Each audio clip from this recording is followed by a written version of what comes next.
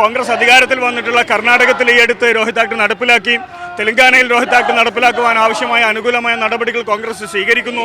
അതിനാൽ തന്നെ തീർച്ചയായും നമുക്ക് പ്രതീക്ഷയുണ്ട്. അതേസമയം തന്നെ ഉള്ളതോടൊപ്പം തന്നെ ഞങ്ങൾ മനസ്സിലാക്കുന്നത് കോൺഗ്രസ് കൃത്യമായ ജാഗ്രത ഈ വിഷയത്തിൽ കാണിക്കണം. അത് പല വാഗ്ദാനങ്ങളും പല സാമൂഹിക നീതിയുടെ ചോദ്യങ്ങളോടൊപ്പം നിൽക്കുകയും പിന്നീട് അധികാരത്തിൽ എത്തുമ്പോൾ അതിനെ തിരിഞ്ഞുകൊത്തുകയും ചെയ്യുന്ന സമീപനം കോൺഗ്രസിന്റെ ഭാഗത്തുനിന്ന് ഉണ്ടാവാൻ പാടില്ല.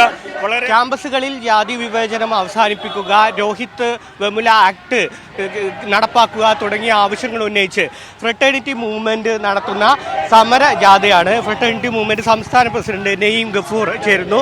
രോഹിത് ആക്ട് നടപ്പാക്കുമെന്ന് സർക്കാരിന് മുന്നിൽ വെച്ചുകൊണ്ടാണ് ഈ ജാഥ. അതെ, ഞങ്ങൾ സർക്കാരിന് മുമ്പിൽ ഈ സർക്കാർ വരുന്നതിന് മുന്നേ തന്നെ ഞങ്ങൾ പ്രകടന പത്രികയിൽ ഈ രോഹിത് ആക്ട് ഭാഗമാക്കുന്നതിന് ആവശ്യമായിട്ടുള്ള സമരങ്ങൾ, പ്രക്ഷോഭങ്ങൾ ആരംഭിച്ചിരുന്നു. അതിൻ്റെ മൂന്നാം ഘട്ട പ്രക്ഷോഭത്തിൻ്റെ ഭാഗമായിട്ടാണ് ഈ സമരജാഥ ഞങ്ങൾ കാസർഗോഡ് മുതൽ തിരുവനന്തപുരം വരെ നടത്തിക്കൊണ്ടിരിക്കുന്നത്. കേരളത്തിൻ്റെ ക്യാമ്പസുകളിലും സ്കൂളുകളിലും വ്യത്യസ്ത സ്വഭാവത്തിലുള്ള പീഡനങ്ങൾ, വിവേചനങ്ങൾ നടന്നുകൊണ്ടിരിക്കുകയാണ്. ജാതി കാരണം ഏറ്റവും അവസാനം നിതിൻ രാജ് ഇൻസ്റ്റിറ്റ്യൂഷണൽ മർഡറിന് വിധേയമായി. കേരളത്തിൻ്റെ ക്യാമ്പസുകളിൽ വംശീയമായ ഇസ്ലാമോഫോബിക് ആയിട്ടുള്ള വലിയ സ്വഭാവത്തിലുള്ള പീഡനങ്ങൾ, വിവേചനങ്ങൾ, മഫ്തയുടെ പേരിൽ, ഹിജാബിൻ്റെ പേരിൽ വിദ്യാർത്ഥികളെ തന്നെ അവരുടെ രാഷ്ട്രീയ സംഘടനത്തെ തീവ്രവാദി എന്ന് ആക്ഷേപിച്ചുകൊണ്ട് വിദ്യാർത്ഥികളുടെ ഹോസ്റ്റലുകൾ നിഷേധിച്ച്, ഇ ഗ്രാൻറ്റുകൾ നിഷേധിച്ച്, ലപ്സം ഗ്രാൻറ്റുകൾ നിഷേധിച്ച് പല സ്വഭാവത്തിലുള്ള വിവേചനങ്ങൾ കേരളത്തിൽ വിദ്യാർത്ഥികൾ അഭിമുഖീകരിച്ചു കൊണ്ടിരിക്കുന്നുണ്ട്. ഇതിനെല്ലാം മറികടക്കുന്ന സമഗ്രമായ നിയമനിർമ്മാണത്തെയാണ് രോഹിത് ആക്ടിലൂടെ ഫ്രട്ടേണിറ്റി മൂവ്മെന്റ് മുന്നോട്ട് വെക്കുന്നത്. ഈ പ്രക്ഷോഭങ്ങൾ നടപ്പിലാക്കുന്നത് വരെ ഫ്രട്ടേണിറ്റി മൂവ്മെന്റ് തുടരും. ഇതിന്റെ മൂന്നാം ഘട്ട പ്രക്ഷോഭമാണ് ഈ സമരജാഥ. ഈ പ്രക്ഷോഭം ഞങ്ങൾ തുടരുക തന്നെ ചെയ്യും. UDF സർക്കാർ അധികാരത്തിലെത്തുമ്പോൾ പ്രകടന പത്രികയിൽ പറഞ്ഞൊരു കാര്യമായിരുന്നു രോഹിത് ആക്ട് നടപ്പാക്കുമെന്ന്. അർത്ഥത്തിലൊക്കെ പ്രതീക്ഷയുണ്ടോ? തീർച്ചയായും ഇതൊരു മൂവ്മെന്റ് എന്നുള്ള നിലക്ക്, ഒരു സമരം എന്നുള്ള നിലക്ക് രോഹിത്തിന്റെ സൂയിസൈഡോടുകൂടി തന്നെ, രോഹിത്തിന്റെ ഷഹാദത്തോടുകൂടി തന്നെ ആരംഭിച്ച ഒരു ഡിമാൻഡാണ് രോഹിത് ആക്ട് എന്ന് നമുക്കറിയാം. അതിന് ആ കാലം മുതൽ തന്നെ കോൺഗ്രസിന്റെ അധ്യക്ഷനായിട്ടുള്ള അല്ലെങ്കിൽ പ്രതിപക്ഷ നേതാവായിട്ടുള്ള രാഹുൽ ഗാന്ധി അതിന് അനുകൂലമായ നിലപാടെടുക്കുകയും ആ ഒരു സമരത്തോടൊപ്പം ചേർന്ന് നിൽക്കുകയും ചെയ്തിട്ടുണ്ട്. അതിനുശേഷം കോൺഗ്രസ് അധികാരത്തിൽ വന്നിട്ടുള്ള കർണാടകത്തിൽ ഈ അടുത്ത് രോഹിത് ആക്ട് നടപ്പിലാക്കി, തെലങ്കാനയിൽ രോഹിത് ആക്ട് നടപ്പിലാക്കുവാൻ ആവശ്യമായ അനുകൂലമായ നടപടികൾ കോൺഗ്രസ് സ്വീകരിക്കുന്നു. അതിനാൽ തന്നെ തീർച്ചയായും നമുക്ക് പ്രതീക്ഷയുണ്ട്. അതേസമയം തന്നെ ഉള്ളതോടൊപ്പം തന്നെ ഞങ്ങൾ മനസ്സിലാക്കുന്നത് കോൺഗ്രസ് കൃത്യമായ ജാഗ്രത ഈ വിഷയത്തിൽ കാണിക്കണം. അത് പല വാഗ്ദാനങ്ങളും പല സാമൂഹിക നീതിയുടെ ചോദ്യങ്ങളോടൊപ്പം നിൽക്കുകയും പിന്നീട് അധികാരത്തിൽ എത്തുമ്പോൾ അതിനെ തിരിഞ്ഞുകൊത്തുകയും ചെയ്യുന്ന സമീപനം കോൺഗ്രസിന്റെ ഭാഗത്തുനിന്ന് ഉണ്ടാവാൻ പാടില്ല.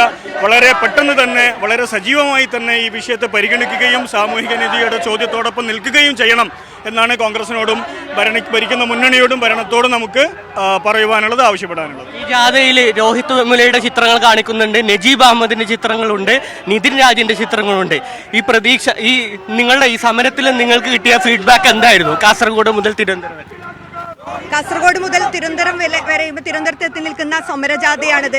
ക്യാമ്പസുകളിൽ കേരളത്തിൽ രോഹിത് ആക്ട് നടപ്പിലാക്കുക, ക്യാമ്പസിൽ നടന്നുകൊണ്ടിരിക്കുന്ന ജാതീയ വംശീയ കൊലപാതകങ്ങൾ അവസാനിപ്പിക്കുക എന്ന് പറയുന്ന ഏറ്റവും ശക്തമായിട്ടുള്ള മുദ്രാവാക്യവും ആവശ്യം ഉയർത്തിപ്പിടിച്ചുകൊണ്ടാണ് ഫ്രറ്റേണിറ്റി കാസർഗോഡ് മുതൽ തുടങ്ങി കേരളത്തിന്റെ വ്യത്യസ്തമായിട്ടുള്ള ക്യാമ്പസുകളിൽ, കേരളത്തിന്റെ വ്യത്യസ്തമായിട്ടുള്ള അരികുവൽക്കരിക്കപ്പെട്ട, പാർശ്വവൽക്കരിക്കപ്പെട്ട പ്രദേശങ്ങളിൽ, മേഖലകളിൽ, വ്യത്യസ്തമായിട്ടുള്ള തീരദേശ മേഖലകളിൽ, ആദിവാസി കോളനികളിൽ, മലയോര മേഖലകളിൽ, ഇങ്ങനെ നിർബന്ധിതമായും ചരിത്രപരമായി തന്നെ പാർശ്വവൽക്കരിക്കപ്പെട്ട പ്രദേശങ്ങളെ കേന്ദ്രീകരിച്ചു കൂടി നടത്തിയ വലിയ ഐതിഹാസികമായ ഒരു ജാഥയാണ്. അതിന്റെ സമാപനമാണ് ഇവിടെ തിരുവനന്തപുരത്തേക്ക് എത്തിക്കൊണ്ടിരിക്കുന്നത്.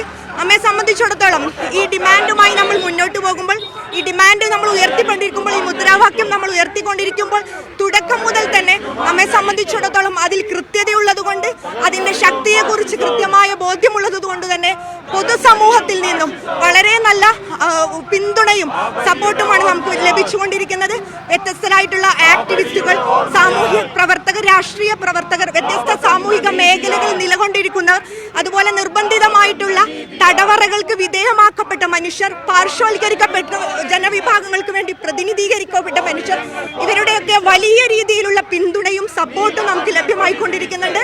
ഈ സമരം നമ്മൾ തുടങ്ങുന്നതിന് മുമ്പ് ഈ രാജ്യത്തെ, ഈ കേരളത്തിലെ വ്യത്യസ്തമായിട്ടുള്ള നിയമസഭാംഗങ്ങൾ, പാർലമെന്റ് അംഗങ്ങൾ ഇവരൊക്കെയും കാണുകയും നിവേദനം സമർപ്പിക്കുകയും വ്യത്യസ്ത സോഷ്യൽ ആക്ടിവിസ്റ്റുകൾ നേരിട്ട് കാണുകയും ഒക്കെ ചെയ്തുകൊണ്ടാണ് നമ്മൾ സമരമായി മുന്നോട്ട് മുന്നോട്ട് പോകുന്നത്. വൽക്കരിക്കപ്പെട്ട ആളുകൾക്ക് നീതി വാങ്ങിക്കൊടുക്കാൻ വേണ്ടിയുള്ള അതിന്റെ മുന്നോട്ടുള്ള ഭാഗമായിട്ടാണ് ഈ സമരം എന്നാണ് ഫ്രട്ടേണിറ്റി മൂവ്മെന്റ് പറയുന്നത്. ക്യാമറ പേഴ്സൺ എസ് അനോഷിനൊപ്പം സുഫാൻ VP, മീഡിയ 1, തിരുവനന്തപുരം.